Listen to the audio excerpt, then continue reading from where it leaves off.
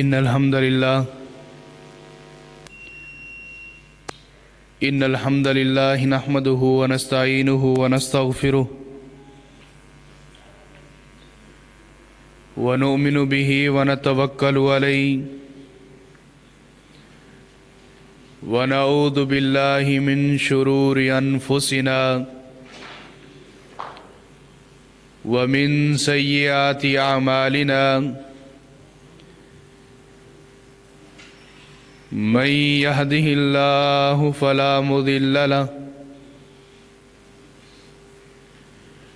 ومن يضلله فلا هادي له وأشهد أن لا إله إلا الله وحده لا شريك له وأشهد أن محمدا عبده ورسوله اللهم صل على محمد وعلى آل محمد كما صليت على إبراهيم وعلى آل إبراهيم إنك حميد مجيد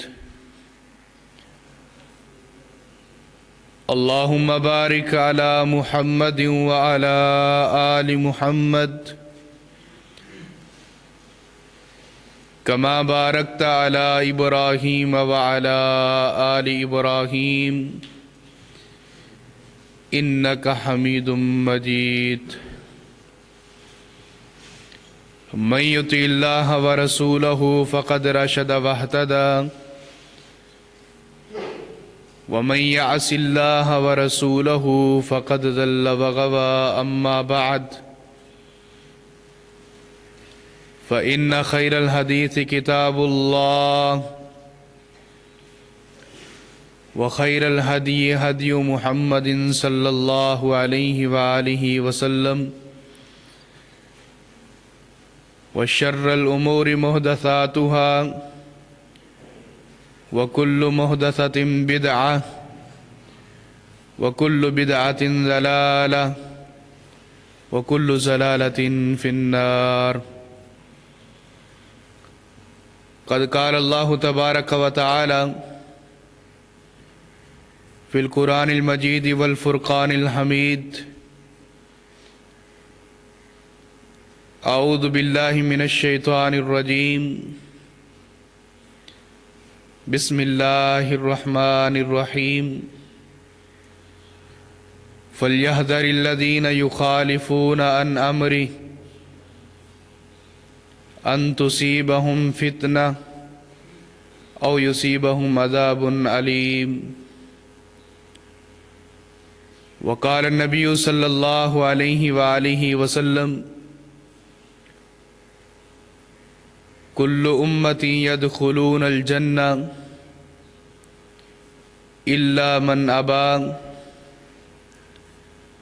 وقيل من أبى يا رسول الله صلى الله عليه وآله وسلم فقال من أتاني دخل الجنة ومن عصاني فقد أبى رب اشرح لي صدري ويسر لي أمري واحلل عقدة من لساني يفقهوا قولي رب زدني علما رب زدني علما اللهم رب زدني علما اللهم إني أسألك علما نافعا اللهم إني أعوذ بك من علم لا ينفع وزدني علما صدق الله العظيم وصدق رسوله النبي الكريم ونحن على ذلك لمن الشاهدين والشاكرين والحمد لله رب العالمين ہر قسم کی حمد و ثنا، تعریفات، تسبیحات، معلّہ کلمے اللہ مالک العلام ذوالجلال والاکرام کی ذات اقدس کے لیے خاص، جس ذات باری تعالیٰ کے لیے چلتے سمندر، بہتے دریا، گرتے چشمے، چلتی ہوائیں، چلتے انسان، پھرتے حیوان، کھڑے شجر، پڑے حجر، نکلتی روح، چلتی سان، دھڑکتا دل، جس اللہ مالک العلام ذوالجلال والاکرام کی عبادت اور تسبیح و تحمید میں مصروف و مشغول ہے، اور ان گنت لا تعداد، بے حد و بے حساب ریت کے ذرات سے زیادہ، درخت کے پتوں سے زیادہ، سمندر کی موجوں سے زیادہ، فلک کی بہاروں سے زیادہ، آسمان کے ستاروں سے زیادہ، بارش کے قطرات سے زیادہ،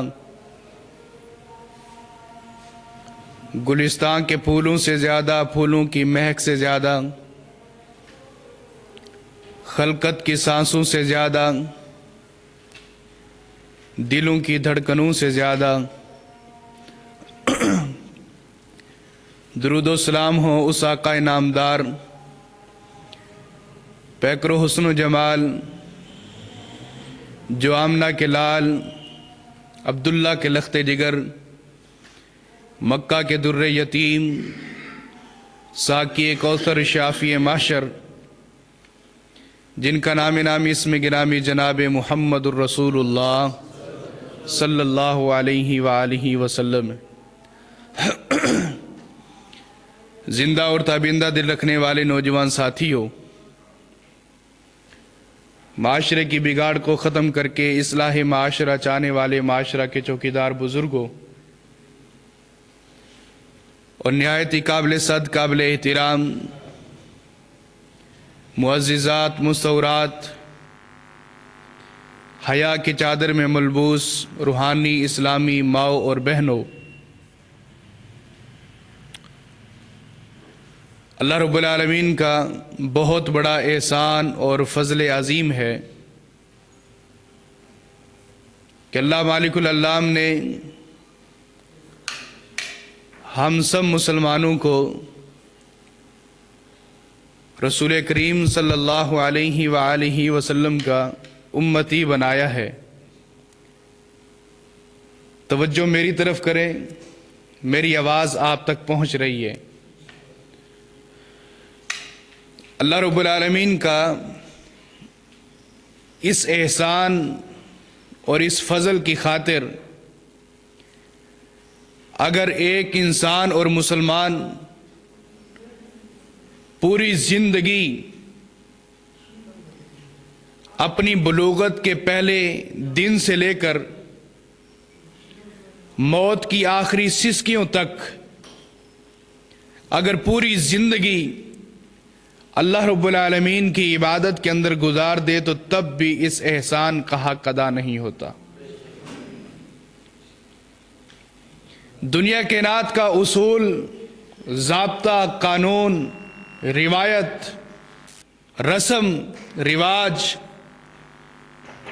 چلتے آ رہے ہیں اور چلتے رہیں گے۔ آج کسی ایک انسان کا مقام تو پھر وہی انسان ڈیڈ باڈی کی صورت میں، پھر اس کے بعد کسی اور انسان کا مقام، یہ سلسلہ برقرار رہے گا۔ ہمارے معاشرے میں، ہماری سوسائٹی میں، ہمارے کنبہ قبیلہ میں، ہمارے خاندان میں، ہمارے گھروں اور سکول اور کالجز میں اختلافات ہو جاتے ہیں، دشمنی طول پکڑ جاتی ہے۔ باپ اور بیٹا ایک ایسا رشتہ ہے کہ باپ بڑے فخر سے کہتا ہے کہ میرا بیٹا میرے جسم کا ٹکڑا ہے، سینہ چوڑا کر کے سر اٹھا کے بولتا ہے کہ میرا بیٹا میری ریڑھ کی ہڈی ہے۔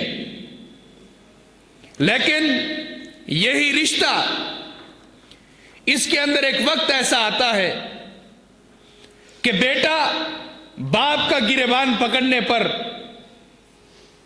اتنی جرت اور ہمت کرتا ہے کہ باپ کی عزت کو پامال کر ڈالتا ہے.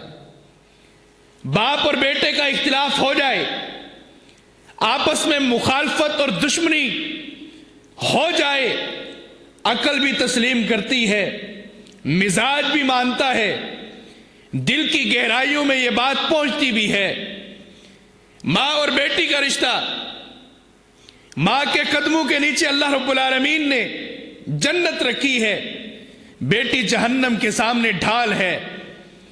آپس میں اتنا گہرا رشتہ کہ بیٹی کی عادات کو دیکھ کر لوگ کہتے ہیں، ہمسائیاں کہتی ہیں، سہیلیاں کہتی ہیں کہ اس کی ماں بھی تو بڑی اچھی ہوگی جس نے اپنی بچی کی تربیت اتنی خوب کی ہے. پھر ایک وقت آتا ہے بیٹی اور ماں کا رشتہ، اس کے اندر دراڑیں کھڑی ہو جاتی ہے اور آپس میں دشمنی اور بغاوت پھیل جاتی ہے. اس مخالفت کو، اس دشمنی کو عقل بھی مانتی ہے، مزاج بھی تسلیم کرتا ہے، دل کی گہرائیوں میں یہ بات بھی پہنچتی ہے. آئیے ایک اور رشتہ، آپس میں جگری دوست ہیں، بچپن سے لے کر لڑکپن تک، لڑکپن سے لے کر جوانی کی تک، اور جوانی سے لے کر بڑھاپے تک اتنی گہری دوستی کہ کھانا پینا ایک ساتھ، رہنا ایک ساتھ، سفر اور حضر کی ملاقاتیں ایک ساتھ. لیکن ایک وقت آتا ہے دونوں دوستوں کے اندر مخالفت کھڑی ہو جاتی ہے، دشمنی کھڑی ہو جاتی ہے، ایک دوسرے کا گریبان پکڑتے ہیں، ایک دوسرے کے ساتھ دشمنی رکھتے ہیں، ایک دوسرے کے خون کے پیاسے ہو جاتے ہیں.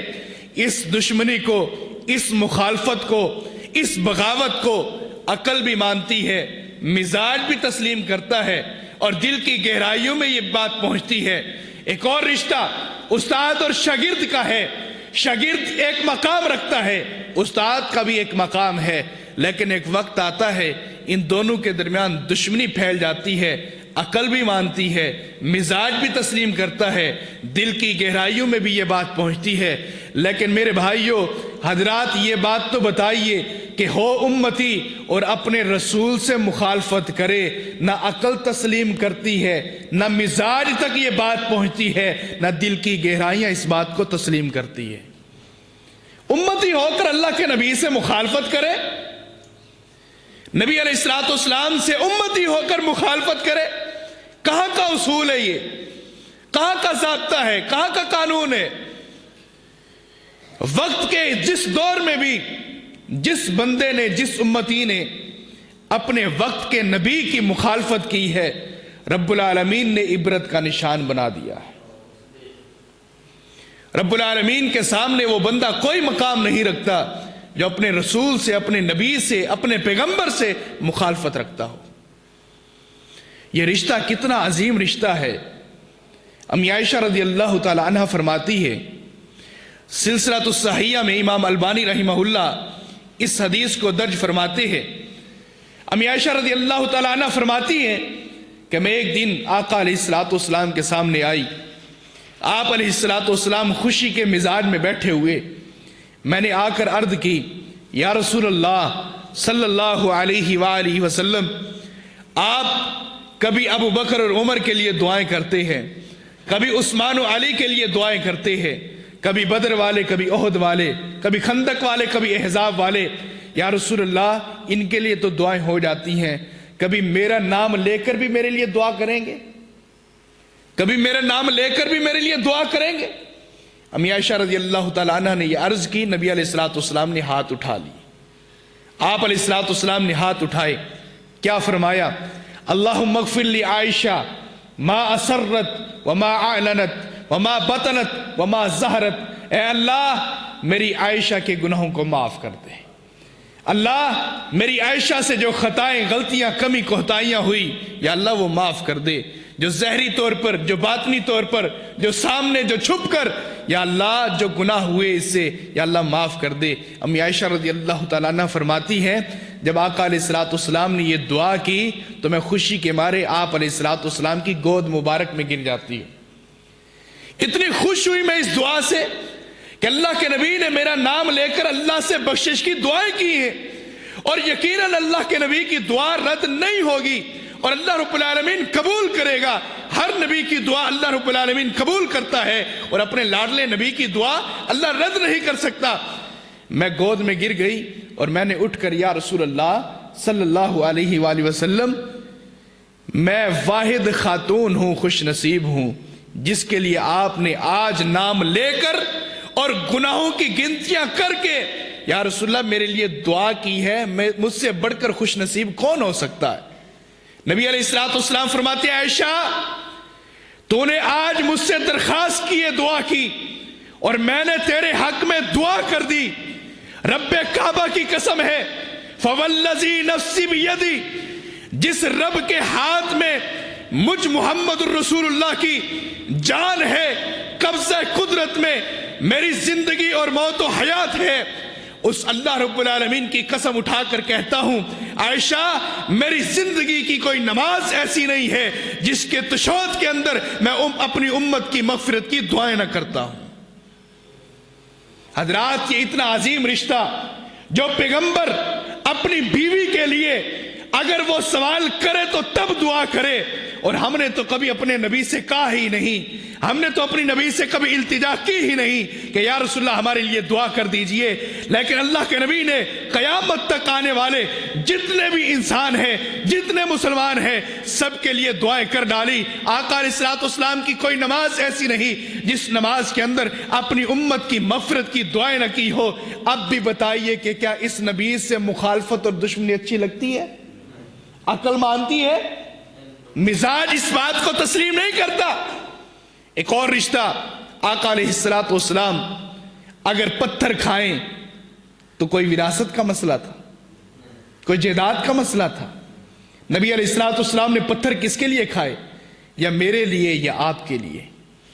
نبی علیہ السلام کی بیٹیوں کو طلاق دے دی جاتی ہے، حتیٰ کہ حضرت زینب رضی اللہ تعالی عنہ ان کو گھوڑے پر سوار ہیں، جب پہنچتی ہے سفر کرتی ہے، ان کو نیزہ مار کے ان کے بچے کو شہید کر دیا جاتا ہے اور ان کا زخمی کر دیا جاتا ہے۔ مجھے بتائیے کہ میرے آقا نے کبھی کسی کا گریبان نہیں پکڑا، آقا علیہ السلام کی بیٹیوں کو طلاقیں دی کس کی وجہ سے؟ میری اور آپ کی وجہ سے۔ نبی علیہ السلام کے گھر میں آ کر لوگ گندگی ڈال دیتے تھے۔ میرے آقا کی دشمنی کس کے ساتھ تھی؟ یہ رشتہ اتنا عظیم رشتہ کہ میرے آقا نے میرے اور آپ کی خاطر اتنی قربانیاں دی، کیا اب بھی اللہ کے نبی سے مخالفت اچھی لگتی ہے؟ عقل مانتی ہے؟ نہیں مانتی۔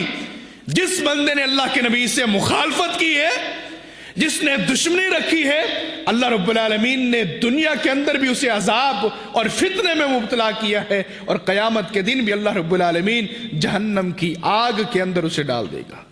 اللہ ہم سب کو محفوظ فرمائے۔ ایک چھوٹی سی مثال دے کر اپنی بات کو آگے لے کر چلتا ہوں۔ ایک شخص گاڑی چلانے والا گاڑی چلاتے چلاتے حتیٰ کہ ایک شہر سے لے کر دوسرے شہر پہنچا۔ جب دوسرے شہر میں اپنی گاڑی کو انٹر کرتا ہے، وہاں پر پہنچ کر ایک جگہ پر اس کی گاڑی کا ٹائر پنچر ہو جاتا ہے، رکتا ہے، بریک لگاتا ہے، اپنی گاڑی کا ٹائر نکالتا ہے، سامنے شاپ اور دکان ہوتی ہے، اس دکان پر جا کر ٹائر دیتا ہے کہ اس کو مرمت کر دیجئے، اس کو درست کر دیجئے۔ وہ ٹھیک کرتا ہے، ٹھیک کرنے کے بعد اس کا پیٹ اسے کہتا ہے کہ تجھے بھوک لگی ہے، کھانا چاہیے۔ یہ جاتا ہے، قریب ایک ہوٹل ہے، وہاں پر جا کر کھانا مانگتا ہے، اس کے سامنے دسترخوان لگا دیا جاتا ہے، پانی کا جگ اور گلاس رکھ دیا جاتا ہے، کھانا کھاتا ہے۔ کھانا کھانے کے بعد جس طرح اٹھتا ہے، رب کو منظور کچھ اور تھا، اس کو اللہ رب العالمین موت کی گھڑیوں میں اتار دیتا ہے اور زندگی اس کی کٹ جاتی ہے، سانس کی ڈوریاں اس کی کاٹ دی جاتی ہیں، مر جاتا ہے۔ یہی کھانا اسی ہوٹل پر باقی لوگوں نے بھی کھایا، لیکن موت کسی کو نہیں آئی۔ اس کو موت کیوں آئی؟ حضرات سنیے گا، اس کو توجہ کیجئے گا اس بات کی طرف، چھوٹی سی بات ہے، یہ مثال دے کر اپنی بات کو آگے لے کر چلوں گا۔ حضرات جب ڈاکٹر حضرات آئے اور انہوں نے ٹیسٹ کیے، ٹیسٹ جب ہو چکے، یہ بندہ تو فوت ہو گیا، جب ٹیسٹ ہوئے تو ڈاکٹر حضرات نے کہا کہ اس کی موت کھانے کی وجہ سے نہیں، اس کی موت ایک سانپ کے زہر کی وجہ سے ہوئی ہے۔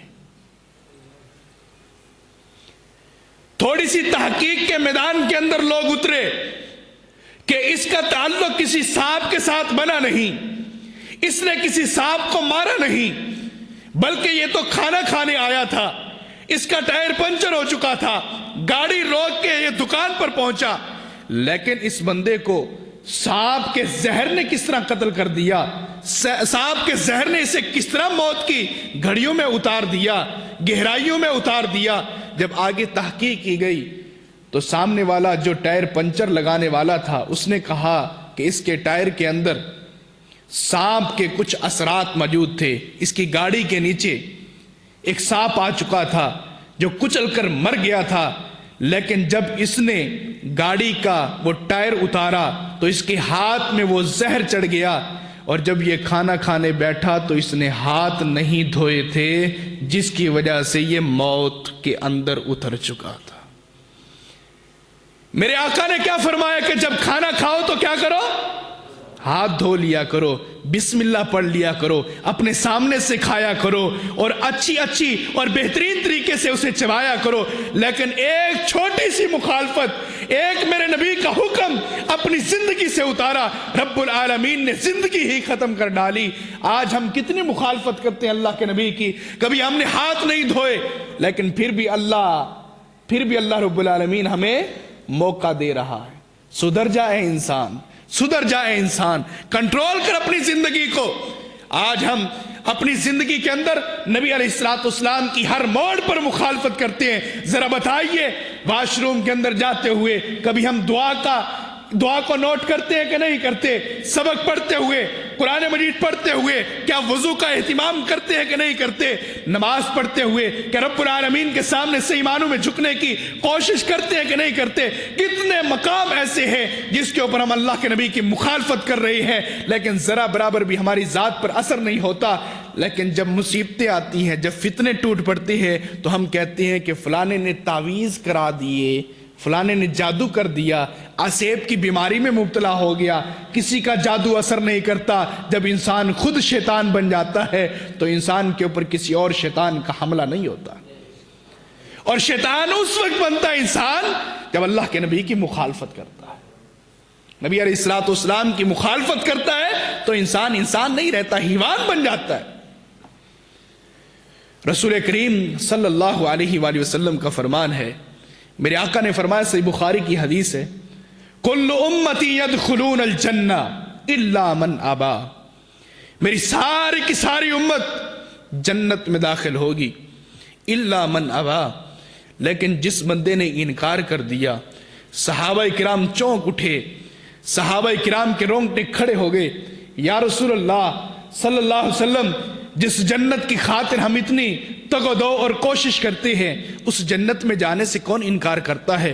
نبی علیہ السلام نے فرمایا، من اتانی دخل الجنہ ومن عصانی فقد ابا، جس نے میری اطاعت کی وہ جنت میں داخل ہوگا، اور جس نے میری نافرمانی مخالفت کی، مجھ سے دشمنی کی، وہ گویا کہ جنت میں جانے سے انکار کر دے گا۔ جنت چاہیے تو اللہ کے نبی کی محبت، اطاعت، عقیدت، مودت، الفت، اور نبی علیہ السلام کے ساتھ یہ عظیم رشتہ سنبھالنا بھی پڑے گا، اس کو سنوارنا بھی پڑے گا۔ آئیے صحیح مسلم کی حدیث میں آپ کے سامنے رکھوں، میرے آقا علیہ السلام کے سامنے ایک آنے والا آتا ہے۔ حضرت ابو ہریرہ رضی اللہ عنہ فرماتی ہے، یہ آنے والا آ کر نبی علیہ السلام کے سامنے بیٹھا، اتنی ہی دیر میں عبداللہ ابن مسعود رضی اللہ عنہ آ گئے۔ عبداللہ بن مسعود رضی اللہ عنہ فرماتی ہیں، یا رسول اللہ صلی اللہ علیہ وسلم، مرد حضرات اپنے تہمد، اپنے شلوار کو اپنے ٹخنوں سے کتنا اوپر رکھ سکتے ہیں؟ نبی علیہ السلام نے فرمایا کہ اتنا اونچا رکھے، اتنا اوپر رکھے کہ اس کے ٹخنے ننگے ہو جائیں۔ اس نے یا رسول اللہ اس سے بھی زیادہ ہے؟ آپ نے فرمایا کہ ہاں اتنا کر لے کہ اس کی آدھی پنڈلی نظر آ جائے۔ حضرت عبداللہ ابن مسعود رضی اللہ عنہ نے اس حدیث پر عمل کیا۔ ابو ہریرہ رضی اللہ عنہ فرماتے ہیں، صحیح مسلم کی حدیث ہے، جب اسی مجلس کو ختم کیا گیا، اسی مجلس میں ایک نوجوان کھڑا ہوا، اس نے اپنی تکبر اور کبر کی وجہ سے، فخر اور غرور کی وجہ سے اپنی تہمت اپنی شلوار ٹخنوں سے نیچے کر لی، چلتا جا رہا تھا، چلتا جا رہا تھا۔ ابو ہریرہ فرماتے ہیں میرا اور اس کا گھر قریب قریب تھا، ہم جا رہے تھے، لیکن راستے کے اندر زمین کو کھولا جاتا ہے، زلزلہ آتا ہے، اسی بندے کو زمین نگل لیتی ہے، زمین کے اندر دھسا دیا جاتا ہے۔ ابو ہریرہ فرماتے ہیں میں بھاگ کر گیا اللہ کے نبی علیہ السلام کے پاس، اور جا کر میں نے عرض کی، یا رسول اللہ فلانا بندہ آپ کی مجلس سے کھڑا ہونے والا گرا، زمین کے اندر گڑھا کھودا گیا اور اس کے اندر دھسا دیا گیا، یا رسول اللہ اس کے لیے بخشش کی دعا کیجئے۔ نبی علیہ السلام نے فرمایا کہ اس بندے نے اپنے کپڑے کو، اپنے تہمت کو اپنے ٹکنے سے نیچے رکھا تھا، فَخَسَفَ اللَّهُ بِهِ الْأَرْضَ إِلَى يَوْمِ الْقِيَامَةِ، رب العالمین اس کو قیامت تک زمین کے اندر دھساتا رہے گا، کیونکہ اس بندے نے میری مخالفت کی تھی۔ آج ہماری کیا صورتحال ہے؟ مسجد میں آئے تو شلوار اوپر کر لی، مسجد سے باہر گئے تو وہی فیشن ہے، وہی روٹین ہے۔ کیا اس سنت کا تعلق صرف مسجد کے ساتھ ہے؟ نہیں، اس کا تعلق انسان کی زندگی کے ساتھ ہے۔ جب تک انسان کی سانسیں چل رہی ہیں تو اس سنت پر عمل کیجئے، اس کو پکڑ لیجئے، اس کو اپنی زندگی کا محور اور نقشہ بنا لیجئے۔ نبی علیہ السلام کی مخالفت کی، رب العالمین نے نہیں دیکھا کہ مدینہ کی سرزمین پر چلتا ہے، اللہ کے نبی کے سامنے بیٹھتا ہے، میرے نبی کی گفتگو سنتا ہے، نہیں، جب اللہ کے نبی کی مخالفت کی رب العالمین نے زمین کے اندر دھسا کے رکھ دیا۔ آئیے صحیح مسلم کی ایک اور حدیث پڑھ لیجئے، سن لیجئے۔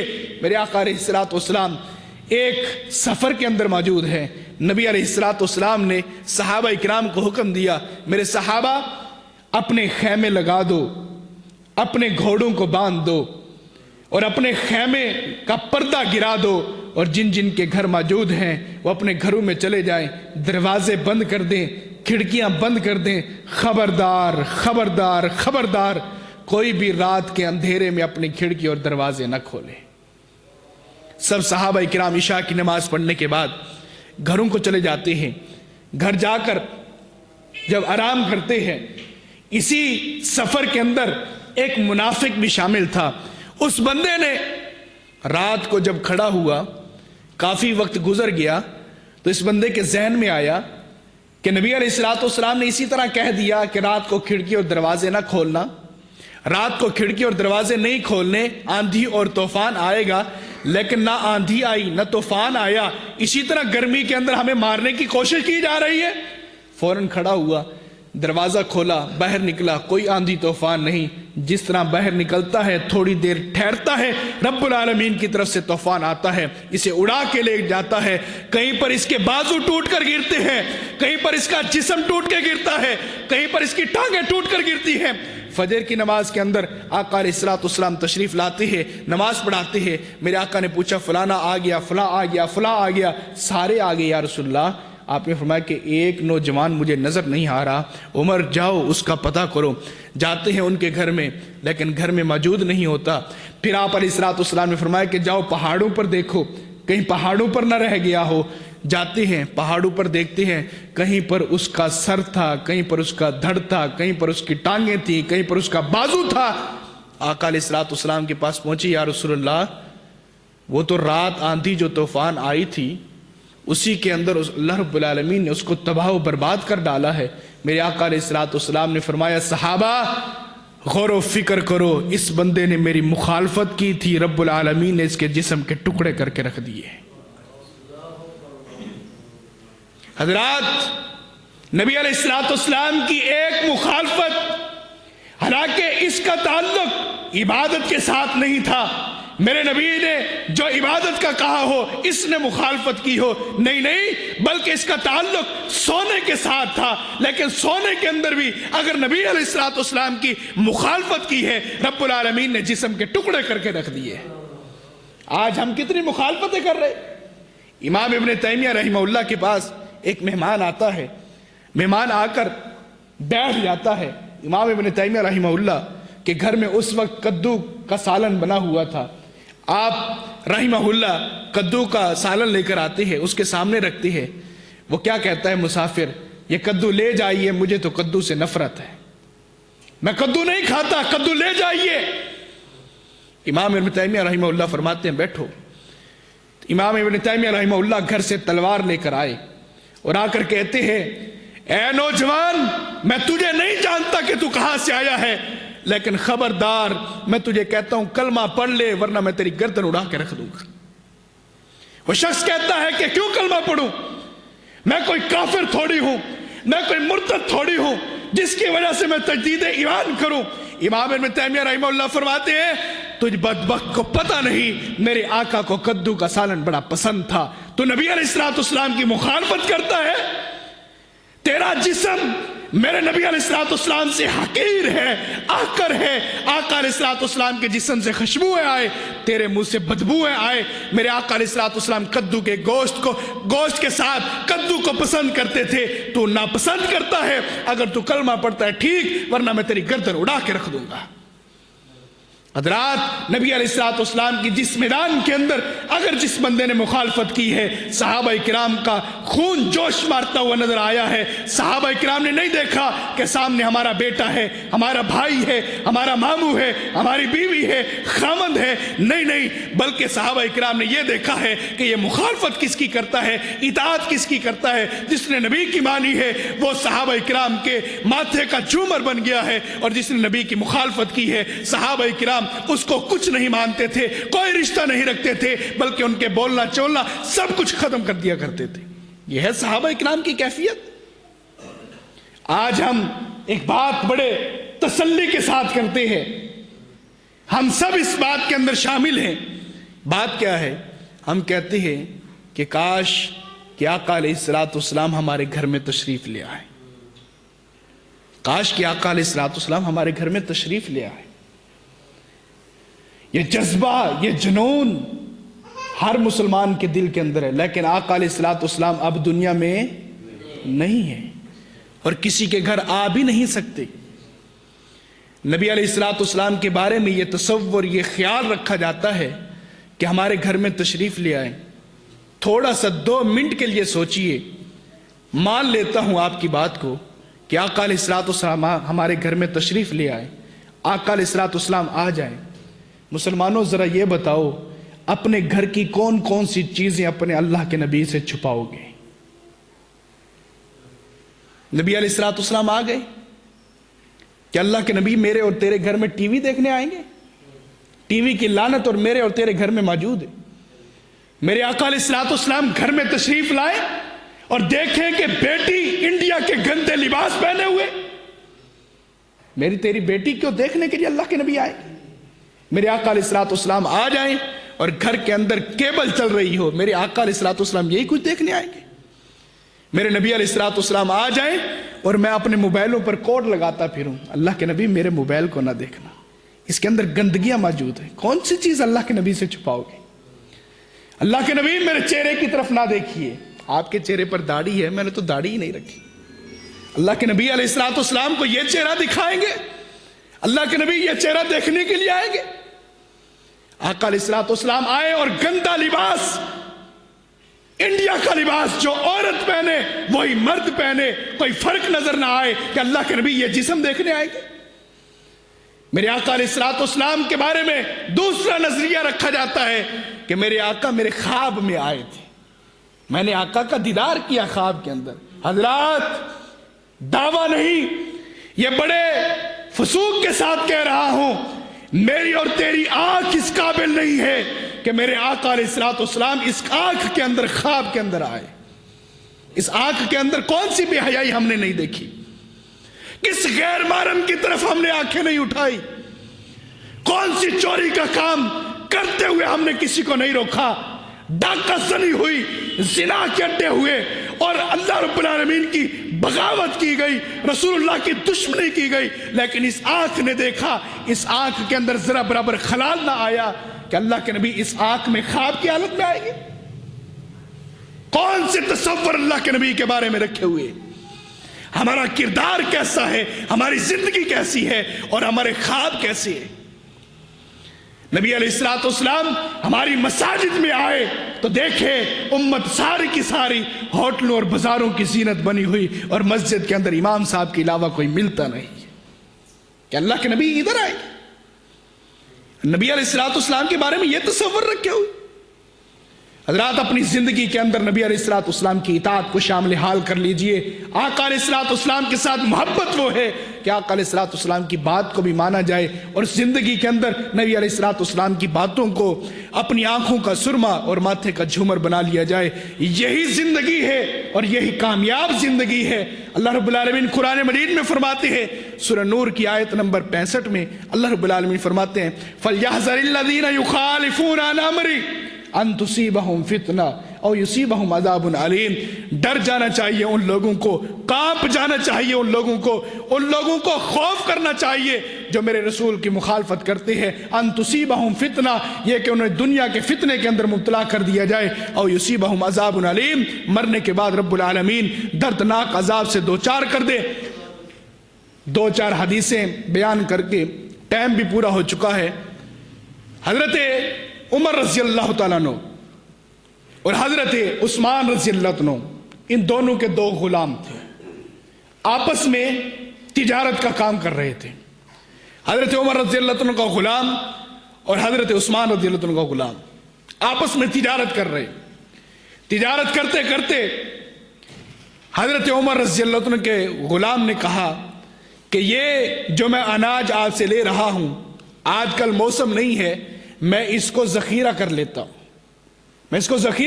ہوں، جب اس کا ریٹ بڑھ جائے گا تو لوگوں میں بیچنا شروع کر دوں گا۔ حضرت عثمان رضی اللہ عنہ کے غلام نے کہا اس بات سے اللہ کے نبی نے منع کیا ہے کہ کوئی چیز، کوئی اناج، کوئی بھی چیز تجارت کے حوالے سے ذخیرہ نہ کی جائے۔ جو ذخیرہ کرے گا اللہ رب العالمین اس کو کوڑ کی بیماری میں مبتلا کر دے گا، کوڑ کی بیماری میں مبتلا کر دے گا اللہ رب العالمین۔ اس نے کہا یہ بھلا کس نے کہا؟ اللہ کے نبی اس طرح نہیں فرما سکتے، نبی علیہ الصلوۃ والسلام کا یہ فرمان نہیں ہے۔ ہم ذخیرہ کرتے ہیں، ہمارے کاروبار میں برکت آئے گی، ہمارے کاروبار کے اندر دو چار رقم پیسے اور آ جائیں گے، اس کے اندر کون سی مخالفت ہے؟ اس نے کہا ڈر جا، اللہ کے نبی کی تو مخالفت کر رہا ہے، میرے نبی نے منع کیا ذخیرہ اندوزی سے اور تو ذخیرے کر رہا ہے۔ اس نے کہا نہیں میں تو کروں گا۔ حضرت عمر رضی اللہ عنہ کو پتہ چلا، حضرت عمر رضی اللہ عنہ نے فرمایا کہ حدیث رسول ٹھیک ہے کہ جو بندہ ذخیرہ کرے گا اللہ رب العالمین کوڑ کی بیماری کے اندر مبتلا کر دے گا۔ اس نے کہا میں نہیں مانتا۔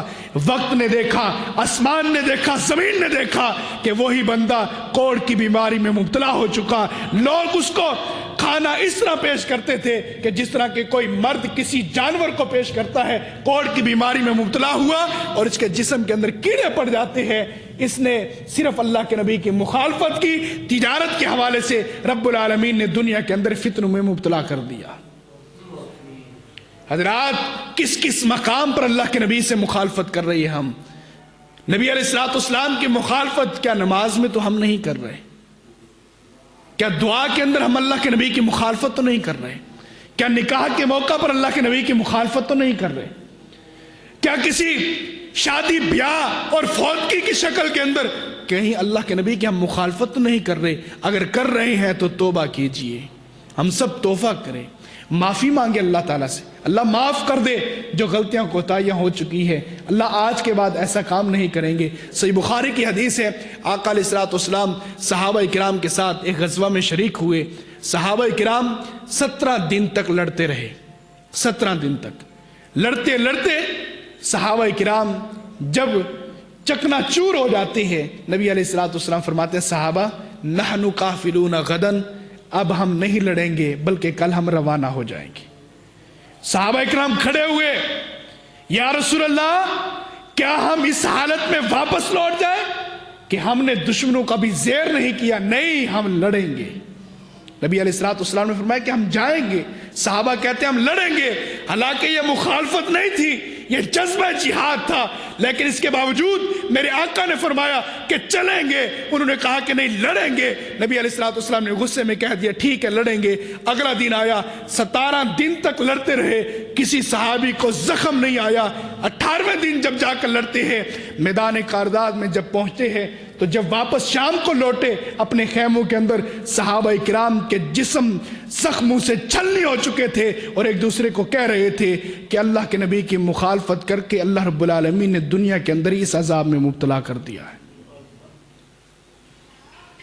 وہ نہیں دیکھا جبل رماد پر، جبل احد کے پہلو میں ایک چھوٹا سا پہاڑ ہے، وہاں پر آقا علیہ السلام نے کچھ لوگوں کو، تیر اندازوں کو کھڑا کیا تھا کہ یہیں پر ٹھہرے رہو، اترنا نہیں، چاہے فتح ہو چاہے ہم شکست کھا جائیں، یہاں سے نہ اترنا۔ لیکن صحابہ کرام مال و دولت کو دیکھ کر نیچے اتر آئے، اور سارے کے سارے صحابہ کرام جب مال اکٹھا کر رہے تھے، ابو سفیان کا لشکر آتا ہے، سب صحابہ کرام کو شہید کر دیتا ہے۔ آقا علیہ السلام فرماتے ہیں کہ انہوں نے میری مخالفت کی، رب العالمین نے دنیا میں پکڑ لیا۔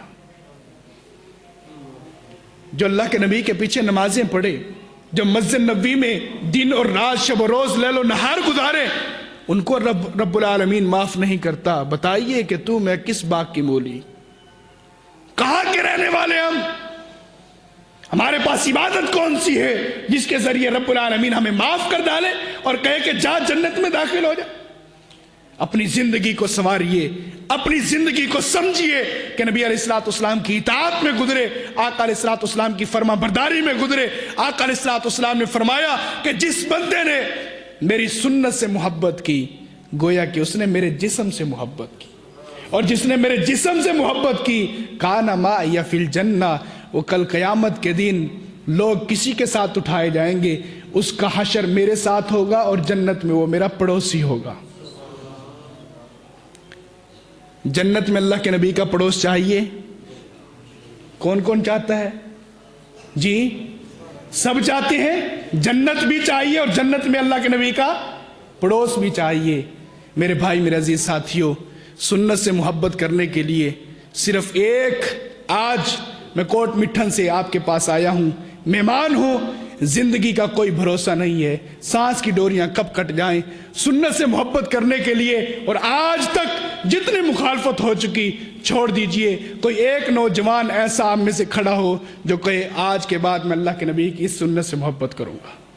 کوئی ایک نوجوان، صرف ایک نوجوان کہے کہ میں اس سنت سے محبت کروں گا آج کے بعد۔ جزاکم اللہ خیر۔ اللہ رب العالمین، آپ کا نام کیا بھائی؟